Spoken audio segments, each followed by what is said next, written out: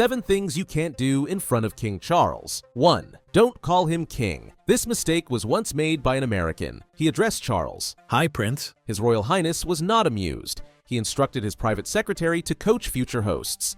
There's only one proper way to address a royal. King Charles III must be addressed as Your Majesty. 2. Don't sit down. When the king enters, everyone must stand. These days, sitting down in front of the king is not a crime, but he must always be the first to sit down. 3. Never turn your back to him. Guests are expected to face the king at all times. That's why they form a semicircle when there are several of them. In the past, turning one's back on the monarch was dangerous. It was seen as a sign of treason. 4. Don't initiate physical contact. In the past, no one was allowed to touch the king. He would be greeted by a bow or a curtsy. King Charles doesn't mind handshakes, but you must never extend your hand first. 5. Don't bring an inappropriate gift. It is customary to present gifts to the king, but they should be small and symbolic. Flowers, sweets, and other small gifts under 150 pounds are okay. Giving the king money or something expensive is not. Trying to give Charles a promotional product is also a bad idea. He will refuse it. 6. Don't take pictures with the king.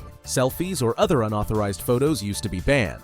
These days, the rules have been somewhat relaxed. People do take selfies with Charles, but he detests it. Usually, the official royal photographer is present. Only he is authorized to photograph the king and his visitors. 7. Don't walk ahead of the king. It's very rare that a visitor is allowed to walk with Charles. This privilege is mostly reserved to family members and staff. They must always keep pace with him and never walk ahead. The king never walks alone.